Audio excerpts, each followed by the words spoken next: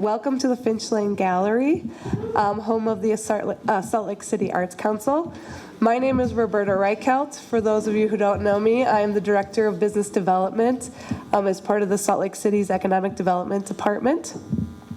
We are here tonight to celebrate Small Business Week. I have to first make a few acknowledgments before I get started. The incredible food out there was provided by Deanne Coles and her company Composition for those beautiful charcuterie boards. Our incredible baked goods were from Carlucci's and Brownies. Our beverages were provided by Mountain West Cider and Red Rock Brewery. And of course, I have to shout out to the SLC Arts Council and the Barn, this place, for hosting us. Thank you so much for having everybody. I hope you take a minute to check out the exhibit. This art installation the current gallery exhibit is a group exhibition titled Common Threads. The artists include Anna Laurie McKay, Jen Watson, Jean Richardson, Catherine Knutson, Jethro Gillespie, Daniel Barney, and Eric Fairclaw. And also a shout out to our fearless leaders, Ben Collender and Lorena Riffield Jensen, who are Director and Deputy Director of Economic Development. And I just want to acknowledge a few council members that are here tonight, including Councilmember Valdemoros, thanks for subbing in, and our panel, and Councilmember Petro Eschler. So thank you guys for coming. We're so excited to be able to gather here in person to celebrate our small business community. It's been an insane past 2 years for all of us, right? Can we just acknowledge that? Our team has seen the strength and tenacity of this community, and it's made us realize even more just how lucky Salt Lake City is to have you. The business development team, the team that I lead, we really consider ourselves lucky that we get to work with you all every day, and that our job is to help you succeed by assisting you with city processes or connecting you to resources in the community. We take a lot of pride in our work. And we haven't seen a lot of you in a while, so we wanted to use this opportunity during National Small Business Week to celebrate you. Small Business Week was created to celebrate the resiliency and tenacity of entrepreneurs who are doing their part to power our city, state, and nation's historic economic comeback. We know you make up 92% of Salt Lake City's businesses, which means you're essentially carrying our economy. You are what make our neighborhoods dynamic and our streets active. You open us up to a world of diversity and innovation, and tonight we celebrate you. Salt Lake City, our team, the mayor's office, council members, Arts Council, everybody here tonight, Economic Development. We're here to support you, and we're so grateful for you. Today we celebrate you together. So without further ado, I just want to introduce Crystal Young, who is the moderator of our great panel tonight. Crystal is the Executive Director of Utah Cultural Alliance, the Industry Association for Arts and Entertainment. Take it away, Crystal. I'm just going to pull this out. Is that okay? Hi, everybody. Thank you for being here today. First, we need to acknowledge that it is Star Wars Day, so May the 4th be with everybody here. I am so honored to be moderating this panel, which is now a powerhouse of women. Last minute, I'm so excited. So let me introduce everybody right to left, and then we'll jump, my right, into the questions. So first is Tammy Stiegel, who's the owner of Ruby Snap. Welcome, Tammy. Hong Nguyen, who is the managing partner of Sopa Investment Group. Councilmember Analia Valdemoros, who's the owner of Argentina's best empanadas and Square Kitchen. And Emily Potts, who's the owner of Sugar House Coffee. And I frequent all of your businesses, and so it is such an honor for me to be doing this with you today. So we have a few questions, and we'll kind of jump around. Feel free to jump in, and I'll call on you just to keep the conversation going and lively. So when things started shutting down, how did your business get creative to adapt? And how did you continue to adapt and reinvent for the duration of the pandemic? Who wants to dive in first? I'll answer.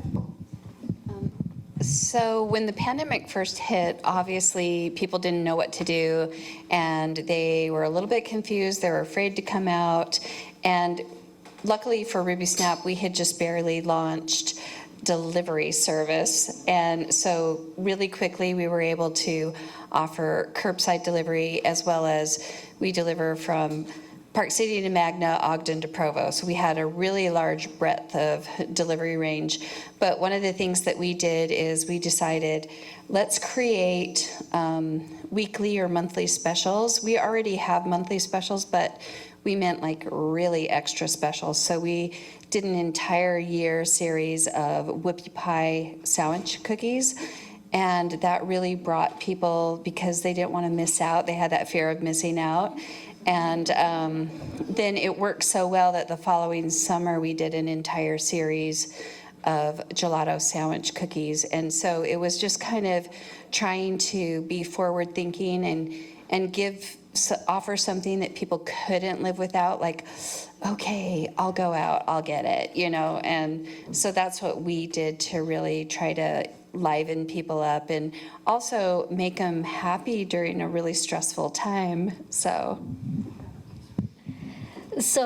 my name is Hong Nguyen with the Sopa Group. One of the arms of our company is that we're more known for is restaurants, our hospitality arm. And we were effectively shut down overnight. It was so scary. At the time, we had 5 restaurants up and going, and I got the word the day before from a friend on the inside at the health department that they were going to be shutting us down within the next 2 days. So, you know, I was fortunate enough to have that hands up to hurry and figure out what does that mean in terms of, is that going to be more takeout? What are we going to do? And so when the shutdown came, we did go and we stocked up on some to-go boxes. Before the pandemic, to-go was only 5% of our business. We did not have an online presence for takeout orders, for online ordering, for any kind of delivery system. At the time, it was one of the home delivery food services was coming to us and asking, this was before the pandemic, they wanted to partner with us. It was Yelp. That's right. It was Yelp who came and asked if we would partner with them to do home delivery. They wanted 25% of all orders to partner with them. 25% of you guys have ever been in this restaurant industry. Most people are lucky if they're making 10 to 15% margin.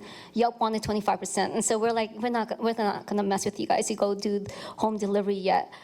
When the shutdown happened, we had to get innovative really quickly.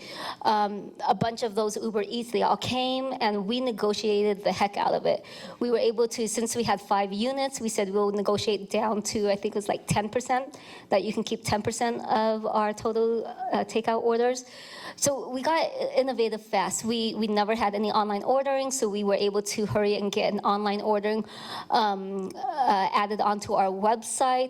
Our biggest priority when the pandemic happened was making sure we kept every single person employed who wanted to be employed still. And the only way that we could make that happen and to keep making payroll, because who knows how long the shutdown was going to happen, we made it so that everyone was making $15 an hour. Regardless if you were a manager, a busser, a server, everyone made $15 an hour, and then they got to keep their tips on top of that. So luckily, we're still able to do takeout, and we just went all in on takeout orders. We reinvented our whole delivery line, our food line, how we put everything together, and we became just a machine to pump out those orders. Because luckily we had enough of a client base who was supportive enough to still come in and do takeout orders. So that's the only way we were able to stay alive and keep all of those employees employed. It was a scary time for sure. Yeah, thank you. I'm Ana Valdemoros. With the 2 businesses, so Argentina's Best Empanadas was lucky because we have a small operation, and most of our operation is takeout and catering. So those we were able to continue having, and more people, because of an amazing Salt Lake City client base, you know, they would keep ordering. Like that was their thing. Like let's support the small business by ordering to go.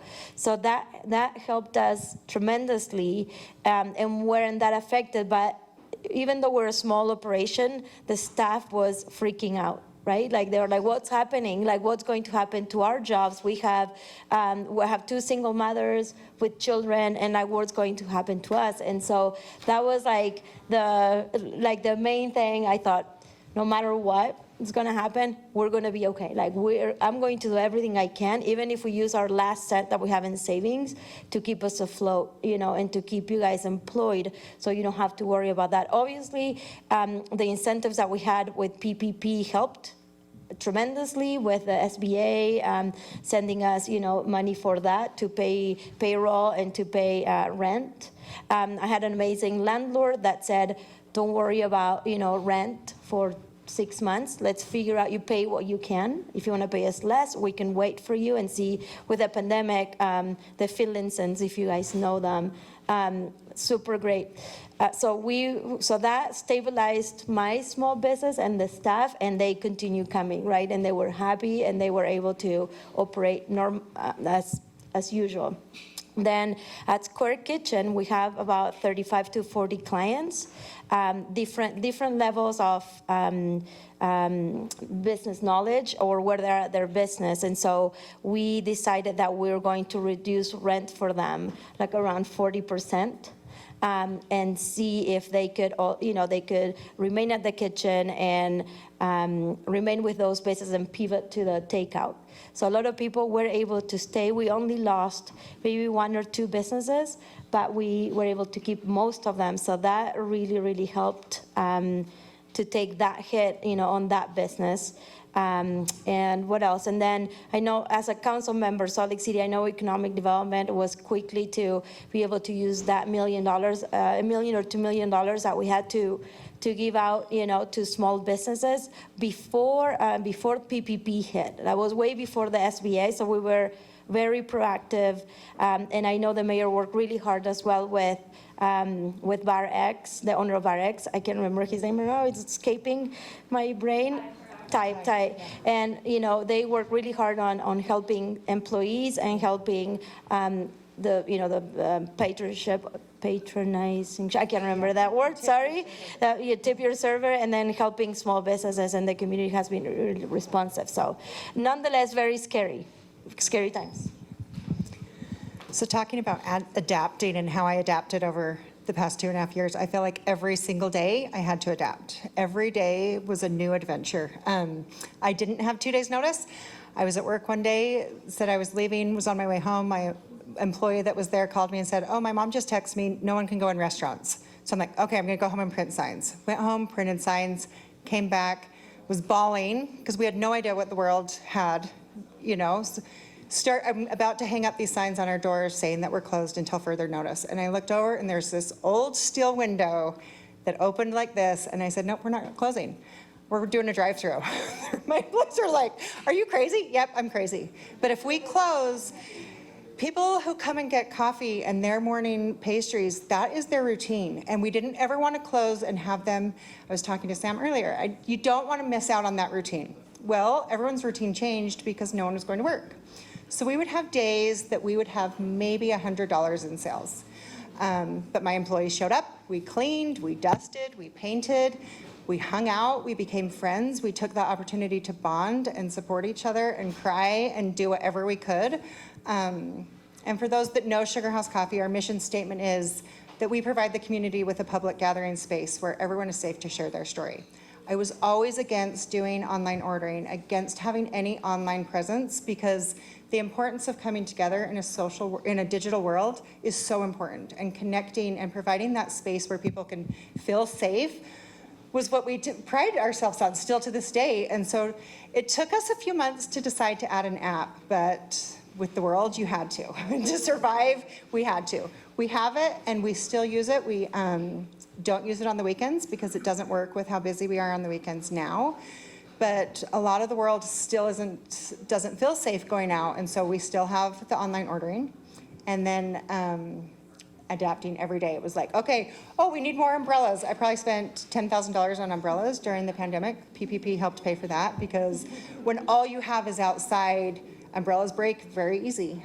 We bought heaters, but every day was a new adaptation. You're like, okay, do I need to buy 500 masks, or do I need 30 masks? Is this gonna be, I'm like, it's only gonna be till Memorial Day. It's only till the 4th of July. And then I'm like, we're in it for the long haul. Like, we're not opening until we felt safe. We didn't open inside until just November. And people thought we were crazy. My employees still wear masks every day.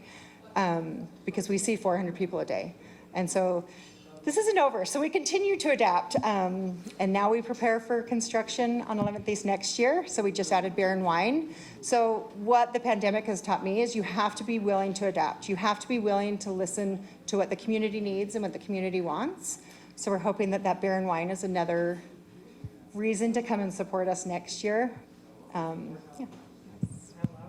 you guys hear me if I yell? Okay, I'll just do that. You guys know. I am an opera singer. For the next two questions, how about we just have two of you answer each of them, and then we'll kind of move along in the panel. But I think it's what a great point what you were saying of adapting in COVID. It's kind of what businesses have to do all the time. But in code, we had to do it extra, right? So speaking of adapting, everybody's exhausted, right? So how did you and your team stay motivated? What kept you all moving? And how about we have you two do the first question? I need to do what? Sound great? All right. How did our team stay motivated? Well, we are literally like a family. And so, if times are slimming down monetarily and the revenue is more slim, you don't want to let anybody go. You want to retain every single member of your company because they are your family. It's like saying, who am I going to let go? So one of the things that, and great, I'm not answering the question the way you asked it, but we were lucky because we have diversified outlets for our business. So we provide to the grocery industry. We do online shipping and sales, as well as the delivery and then the walk-in brick and mortar. So we were pretty fortunate that way. But I did forfeit my salary for a year to make sure that not one person lost their job. And we just hunkered down and we focused on that happiness and that high level of joy in giving service so that people were grateful for spending their dollars on Ruby Snap. And we just had a good time. We don't ever have a bad time. I know that probably didn't answer your question the way you wanted That's how it. you stay motivated. For our restaurant group, how we stay motivated it was daunting, right? It was long hours. When people weren't coming through the doors, we kept ourselves busy by cleaning. But one of the things that happened around the closing, the shutdown, was we were stocked up. All of our restaurants had months of supplies of rice and all of these different things. One of our businesses that we're partnered in is Fillings and Emotion, and one of the units that we closed down out in West Valley, our Omo Korean barbecue restaurant, that we kept shut completely and decided not to do any takeout because it was one of the newer restaurants. It was equipped with a drive-through window. So we decided to still stay just invigorated and in tune and in touch with community. And that's what the whole pandemic showed, was that this is a great community that we're part of. We decided to take all of that extra food that we had in storage and make free meals. So in partnership with Feelings and Emotions, we turned our Omo kitchen into a commissary, and we re-upped the drive-through, activated again, and we did free meals for children. We served, during the first 2 months, I think we served over 3,000 meals that came through that drive-through with no questions asked. Just people would pull up with the caravans of kids, and we just made all different types of food with our partners. And just, it was so great to be able to give back, especially in a time where things were just so lonely and scary, that we can see these people we're helping and not having to all of these food go to waste. So that was a huge motivation for us to be able to just give back to that community out on the west side there. I'm motivated hearing from you guys. So the next I was just going to add to that really quick. Okay. One of the things that we did is we ordered in pallets of flour and yeast and made it available to our customers because you couldn't find it in stores. And then we did hunker down with other local small businesses to collaborate and offer things to the community just to support each other. That's wonderful. That's wonderful. The next question for Analia and Emily is, what resources did you find helpful during the pandemic? So I relied, because I'm city government, so I don't qualify for anything that, the city provided, which was a lot. But I was able to receive federal help, which was PPP and EIDL for both businesses. Which one was a loan and one was a grant. After all, they decided to write those off, and that really helped my two businesses. I also learned from my peers from other businesses about how to pivot, what other things they are doing, they're focusing in, and what else? And I think just learning from staff as well at the city, and learning from the constituency of what they're dealing with and how they're solving issues, and that really helped me too. So thanks. Yeah, we got the PPP. That saved us about 6 months before the pandemic hit. We had just started offering benefits. And so that was my biggest fear, is having to take that away from my employees. So that helped to be able to keep that.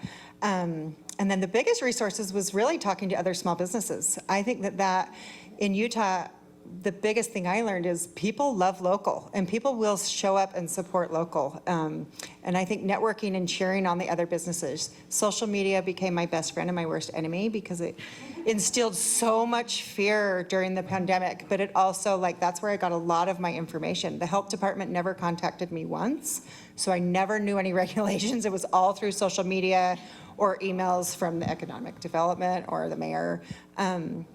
So yeah, that was social media. I hate it now, but it saved me.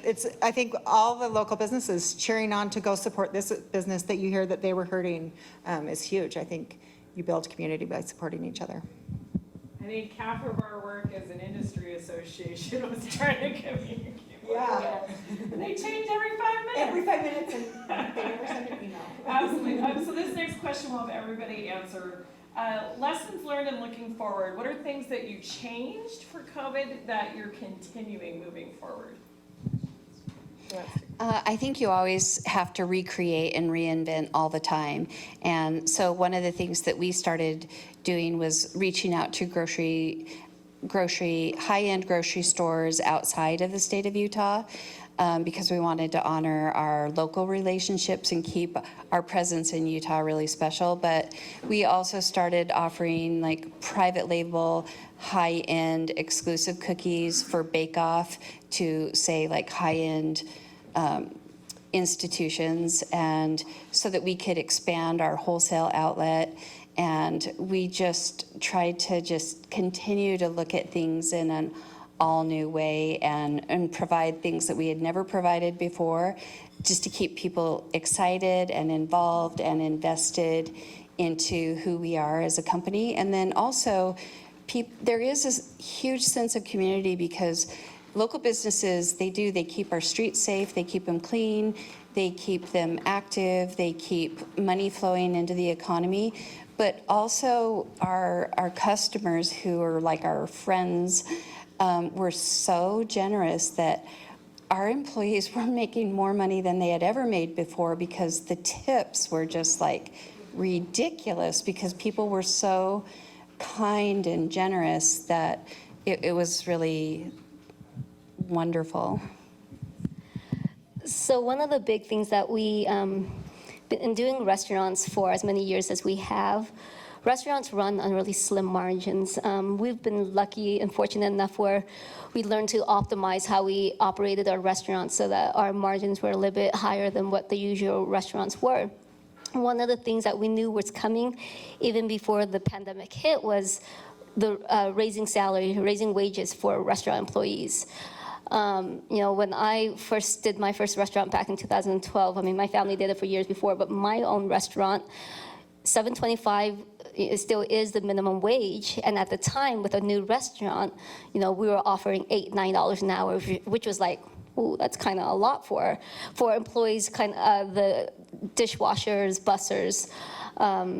At the time, back then, over 10 years ago, that was like, oh, that's a pretty decent wage. When the pandemic hit and we decided to make everyone $15 an hour, then they get their tips on top of that. And we also did give a little bit overtime with it. It made it so it was a little bit more of a livable wage.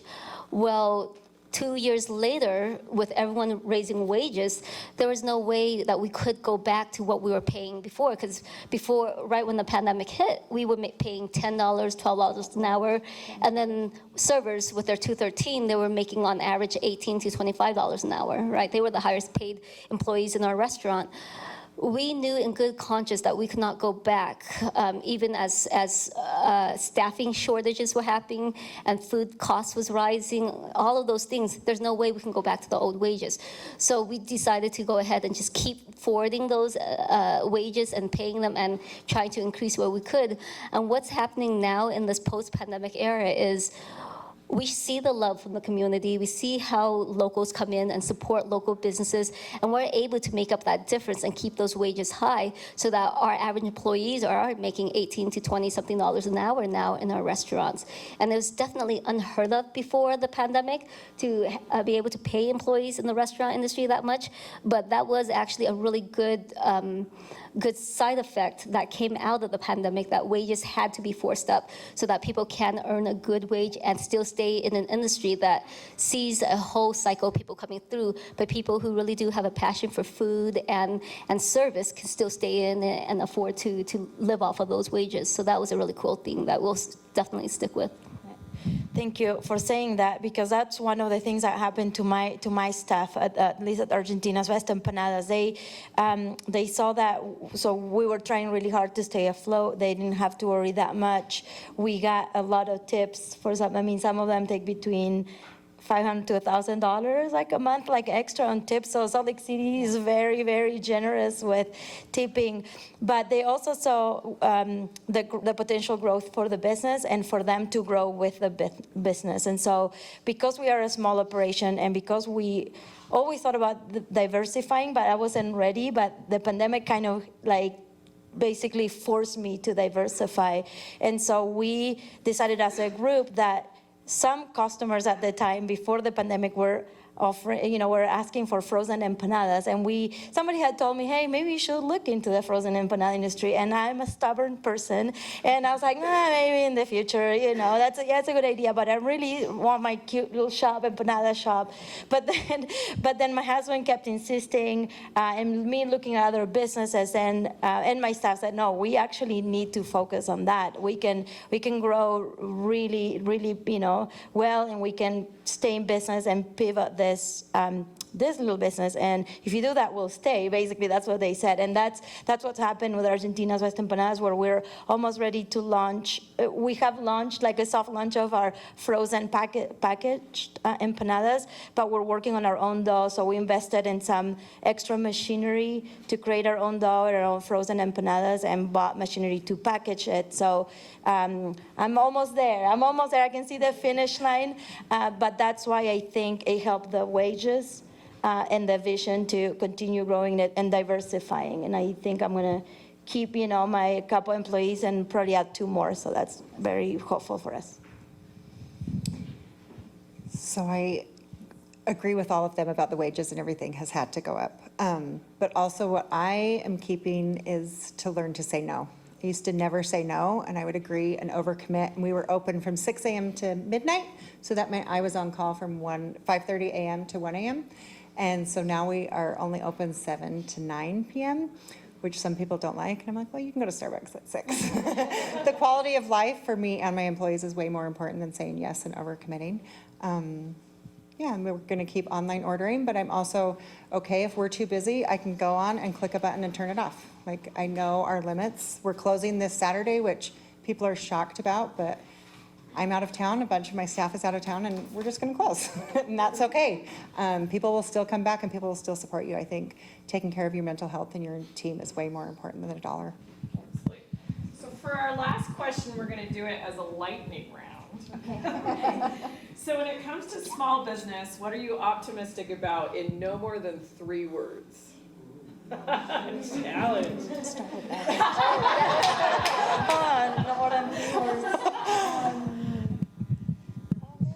Support local now.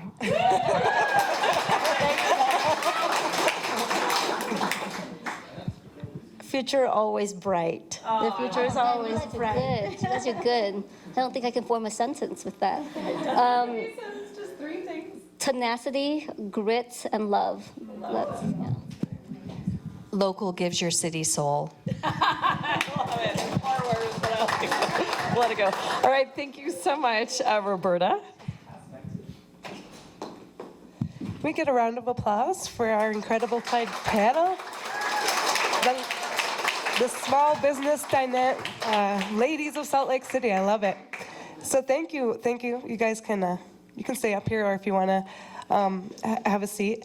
Our last little presentation, we're really honored to have our mayor stop by to. I think she echoes our sentiment that we love you. We love our small business community. We want to recognize that you've been through 2.5 crazy years, as articulated by this panel. And so she just wants to say a few words. If you wouldn't mind coming up, Mayor. Thanks, Roberta. Thank you. I don't usually get to speak with a hard cider in my hand, so will you allow me to just keep it here? Thank you, Jeff, Carlton, wherever you are, for making Ruby. It's my favorite. And thank you to all of you. Crystal, you're just a ringleader extraordinaire of community building and arts focus. We wouldn't be what we are as a capital city without you and the organization you run. And to all of you ladies, like I bake Ruby Snap out of my Harmon's grocery store freezer section for special occasions on weekday nights. My kids know it's been a good day or it's been a really hard day if mom brings out the bag. I just had Sopa for lunch. Empanadas across the street from City Hall. I mean, you can't beat it. And if you haven't had the curry vegan empanadas, they're my favorite. They sell out really fast, but go early and get many of them. And anyone you give one to will love you a little more because you shared them. And Emily, I've survived off your coffee through campaigns, and you're the heartbeat of Sugar House there. So it's an honor to know all of you, and also mostly to eat your food and drink your products. Salt Lake City is majority small businesses by a long shot. What is it, Peter, Roberta? 92% of business licenses in Salt Lake City are small businesses. And it's not just an economic conversation. We know because of relationship and community, it's our character, it's who we are. It's the soul of our city. And part of that economic conversation and that 92% are local artists. And thank you to Felicia Baca and the amazing Salt Lake City Arts Council for taking on the bold conversations with community and with the artists community about how do we show that character and really where we're going. I don't believe in Team Whale or Team Gnome because I think they are symbiotic and they can live together. We don't need to choose a side. It's not a divorce. It doesn't work in divorce either, actually, to choose sides. But wherever you land on the Whale, or whatever other beautiful installation the Arts Council is helping shepherd with our communities, it's part of the character of who we are. So I think we're all here maybe I know there's a lot of amazing city folks. Thank you, Councilmember Petro Eschler, for being here too. If you don't know Councilmember Petro Eschler yet, District 1, she's amazing. She's a nonprofit leader herself who runs an arts organization focused on teaching music to our young people. So Salty Cricket, check her out. And of course, Councilmember Valdemoros, a friend and an incredible advocate. I wanted to say that I came in as you were talking about COVID impacts and then evolution from the effects of the pandemic. And we heard early on from businesses before the federal government had even started to figure out how to get money out the door, that a lot of businesses weren't sure they could keep their doors open long enough to even have that question answered by the feds. And so Ben Collender and Lorena Rifa-Jensen and our amazing economic development team, of which Arts Council is a part of, helped us figure out $1 million with our city council. These were loans at the time, but it helped businesses stay afloat while the rest of the country figured out how to get the PPP money going. Now, we're happy that the council has recently approved, pretty recently, right? $2 million, not in loans, but in grants for small businesses and arts organizations.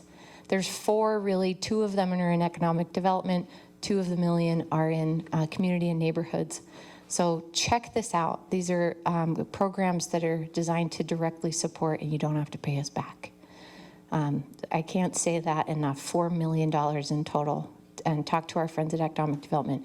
Roberta and Will, Peter, amazing small business experts.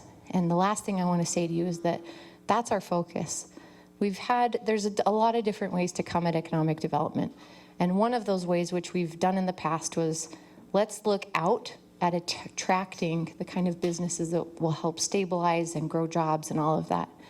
And Ben and his vision for economic development, what we call 2.0, was let's amplify the incredible people who are here, who we don't just rely on for a lot of our paychecks, with 92% of our businesses being small businesses, but who create the kind of attractive atmosphere that really draws new business in. And that this theory that by focusing on the amplification of what's here, we will directly affect the interest of people outside of the state and outside of our country. And it's working. It's working. Growth is an issue. It's a wonderful issue in many ways. It's a struggle in others. I would rather deal with growth challenges any day than decline. But check out the council process that's happening starting last night on our budget. And if you're having a great time at this city-supported event, then you definitely want to go home and watch the Facebook or some video of me presenting the budget last night, 7 p.m. It's riveting. It's riveting. Take your hard cider home and check it out. But engage with us over the next 6 weeks. Let the council know what you like or what you don't like about the budget proposal. It's a big budget proposal. There's a lot going on in there, a lot of good that's going to help our city level up to help you meet the potential you're asking us to and the vision that you see for our city. We hear you and we want to help you reach it. So engage with us, talk to your awesome council members, but most of all, thank you for just being part of Salt Lake City and helping us be the most wonderful place to live in the United States. I'm biased, but it's really true. Thank you everybody for being here today.